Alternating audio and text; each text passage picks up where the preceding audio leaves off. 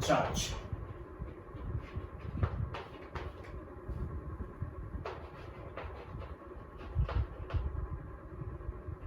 Charge on sol. Charge on sol की particle की बात करें तो मैंने आपको बता रखा है कि generally colloidal particles contain charge. Colloidal particles के ऊपर चार्ज होता है, ये मैंने आपको बता दिया है। किस वजह से होता है? नंबर फर्स्ट, चार्ज की वजह क्या है? एक तो वजह हो सकती है कि डीएम और डीपी के पार्टिकल्स के बीच में फ्रिक्शन होता है due to number first there is friction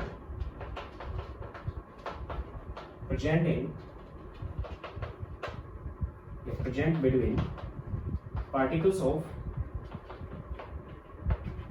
DM and DP। DM और DP के पार्टिकल्स के बीच में फ्रिक्शन होने की वजह से चार्ज हो सकता है। फिर हम चार्ज की क्वांटिटी बता सकते हैं due to adsorption of electrons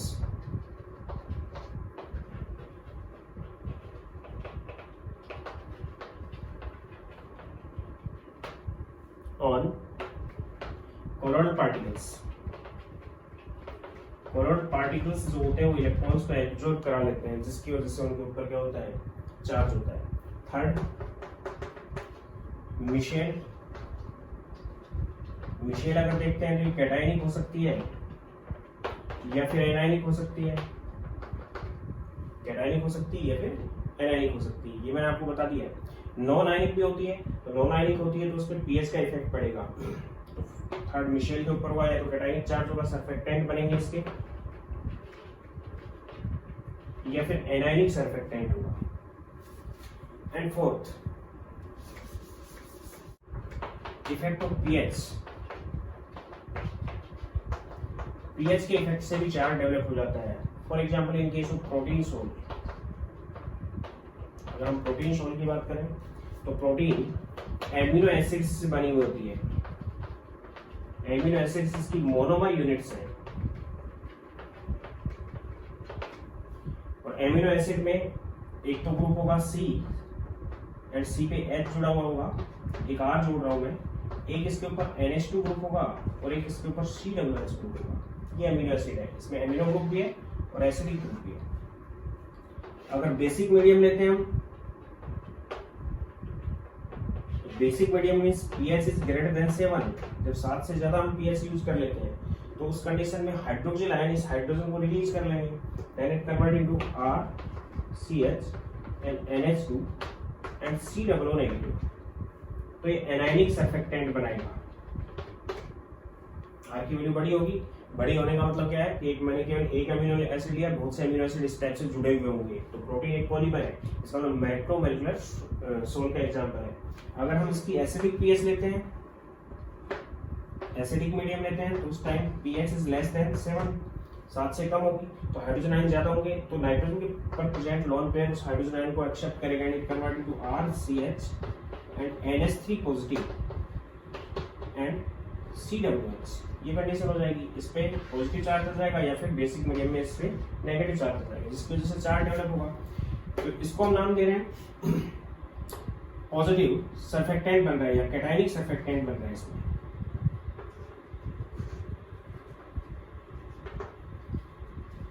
तो इस टाइप से भी चार्ज डेवलप हो जाता है उसमें, फ्रिक्शन से, इलेक्ट्रॉन के एड्जॉर्प्शन से, या फिर मिशेल जो फॉर्मेशन है उससे, या फिर इफेक्ट ऑफ पीएच के इफेक्ट से भी चार्ज डेवलप हो सकता है। नेक्स्ट,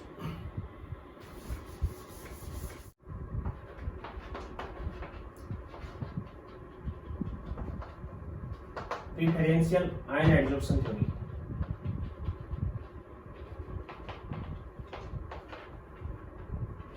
जिसमें हम पेप्टाइजेशन का डिस्कस करते हैं, इससे चार्ट डेवलप हो जाता है। पेप्टाइजेशन से मैंने आपको बता रखा है जनरल वे में, फिर मैं उसको एक बार रिपीट करूंगा कि Ki added in AgNO3 solution है। Ki एक सॉल्यूशन यूज किया हमने और AgNO3 भी क्या यूज किया हमने, सॉल्यूशन यूज किया है। तो शुरुआत में क्या होगा, जैसे जैसे हम Ki यूज करेंगे तो Ki की जब मेरी नॉर्मलिटी AgNO3 से कम होगी तो AgI को यहाँ पर प्रेसिपिटेट बनाएगा और उसके बाद भी Ag प्लस यहाँ पे बचे हुए को उसके सरफेस पे चिपक सकते हैं। मींस इस कंडीशन में व्हेन इसका N1V1 और इसकी N2V2 यूज कर रहा हूँ, N1V1 is less than N2V2, then AgI तो क्या बन जाएगा, आयोडीन जो आएगा या आयोडाइड आएगा वो Ag प्लस से रिएक्शन करके AgI बन जाएगा और जो Ag प्लस है वो इसके ऊपर एडजॉर्ब होगा। Means Ag plus I minus and convert into AgI और उसके बाद भी I माइनस Ag प्लस बचा हुआ है इसमें क्योंकि कंप्लीट न्यूट्रलाइजेशन नहीं हुआ है, Ag प्लस बचा हुआ है, देन एक पॉजिटिव सोल बनेगा और पॉजिटिव सोल जो बन रहा है पेप्टाइजेशन की वजह से बन रहा है। प्रोसेस कैसे होगी पेप्टाइजेशन, तो ये Ag प्लस एक्चुअल में ये थ्योरी क्या है, प्रेफरेंशियल आयन एडजॉर्प्शन थ्योरी, कि अगर किसी प्रेसिपिटेट के अंदर जो आयन है उसका कॉमन आयन अगर सॉल्यूशन में प्रेजेंट है, कॉमन आयन था ये Ag प्लस, तो कॉमन आयन उसके ऊपर एडजॉर्ब होने लगता है। मींस थ्योरी क्या कहती है कि common ion adsorb on precipitate, Ag plus बचा हुआ था वो एडजॉर्ब हो जाएगा तो पॉजिटिव सोल बनेगा, लेकिन क्वांटिटी बहुत कम होगी इसकी क्योंकि Ki हमने कम लिया है। उसके बाद अगर हम कंडीशन ये रखते हैं कि when N1V1 is equal to N2V2, तो क्या हो जाएगा, जितने भी Ag प्लस थे वो जितने भी Ag माइनस थे उनसे रिएक्शन करके AgI बना लेंगे और इसका प्रेसिपिटेट बन जाएगा। और अगर ऐसा हो कि when N1V1 is greater than N2V2, तो Ag प्लस तो खत्म हो जाएंगे सारे I माइनस के साथ, उसके बाद भी I माइनस बचेगा क्योंकि I का N1V1 ज्यादा है। तो उस कंडीशन में क्या होगा कि Ag plus plus I minus दोनों ट्रीट होंगे एंड कन्वर्ट इनटू AgI और I माइनस का इसके ऊपर एडजॉर्प्शन हो जाएगा। मींस कैसा सोल बन जाएगा, नेगेटिव सोल, यानी कि कॉमन आयन के एडजॉर्प्शन की वजह से, कॉमन आयन का एडजॉर्प्शन को क्या नाम दे रहे हैं हम, preferential ion adsorption theory. Common ion का एडजॉर्प्शन अगर उसको होता है तो उसके ऊपर चार्ज डेवलप हो जाएगा। एंड सेवंथ, इसी के अंदर बता रहा हूं मैं सिक्स्थ में, यानी कैटायनिक सोल बना और आयनाइक सोल बना। AgNO3 का ही एग्जांपल ले रहा हूं। सपोज करो कि ये डीपी पार्टिकल था, कौन सा पार्टिकल है, डीपी, इस फर्स्ट फेज, इसके ऊपर Ag प्लस एडजॉर्ब हो गया, यानी ये तो कौन सा पार्टिकल हो गया, कोलोइडल पार्टिकल हो गया। और कैसा कोलोइडल पार्टिकल है, पॉजिटिव। अब यहाँ पे एक प्लेन बन जाएगा, ये किस में प्रेजेंट होगा, सॉल्यूशन के अंदर। उस सॉल्यूशन में दो टाइप के आयन भी हैं, उसमें कौन कौन से आयन प्रेजेंट है, अभी Ag प्लस भी है, जो पहला केस बताया कब, व्हेन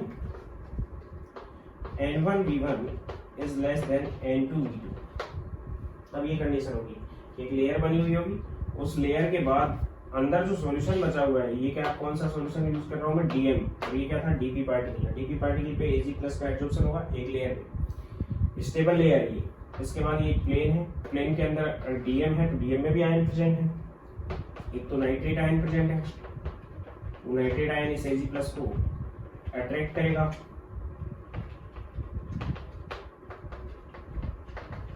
इसी टाइप से इसमें K प्लस भी प्रेजेंट है और Ag प्लस भी प्रेजेंट है, K प्लस भी प्रेजेंट है और Ag प्लस भी प्रेजेंट है।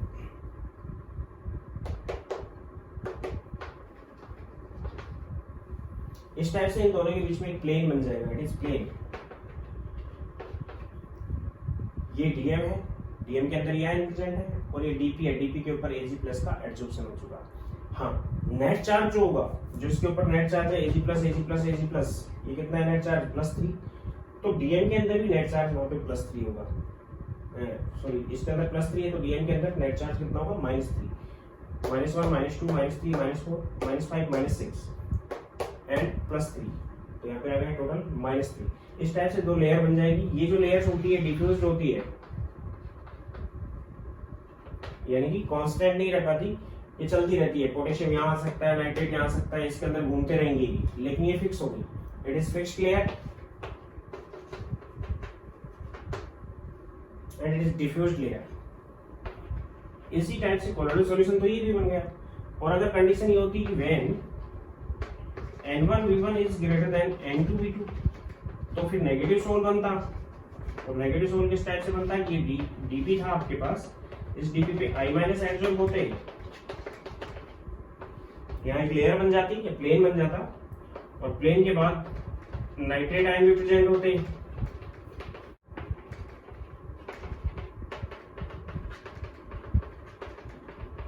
सिल्वर तो सारा ऐड हो चुका है,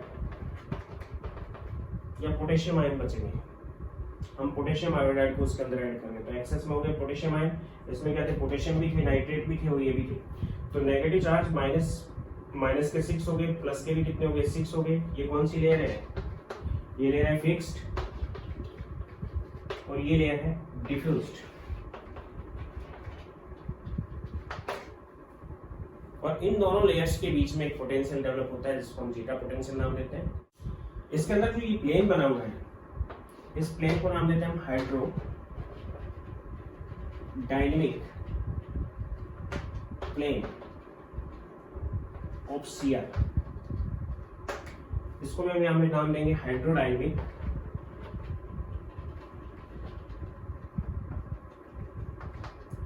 plane of shear, hydrodynamic plane of shear. ये कौन सी लेयर है, फिक्स्ड लेयर है, और ये कौन सी है, डिफ्यूज लेयर है, मूविंग लेयर है। ध्यान देना, 2-3 चीजें बता दी मैंने।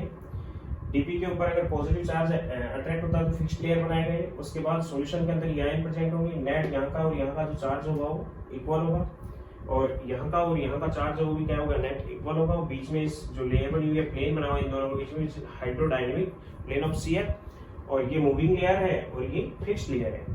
मूविंग लेयर और फिक्स्ड लेयर दोनों के बीच में नेट चार्ज 0 होता है। जितना चार्ज मूविंग लेवल पे होता है नेट, उतना ही charge diffuse layer fixed layer के ऊपर नेट होगा। दोनों के चार्ज इक्वल होंगे, यानी प्लस में रहेगा और इसमें किस में रहेगा, माइनस में। साइन क्या रहेंगे, दोनों चार्ज के ऑपोजिट रहेंगे, मींस कंप्लीटली वो न्यूट्रल रहेगा सॉल्यूशन यहाँ पे अगर दिखा जाए तो। उस कंडीशन में दोनों जो फिक्स्ड लेयर और मूविंग लेयर के बीच का जो पोटेंशियल गैप आएगा, जिसको हम नाम देते हैं जीटा पोटेंशियल, जो मैं आपको बता चुका हूं, जीटा पोटेंशियल और इलेक्ट्रोकाइनेटिक पोटेंशियल।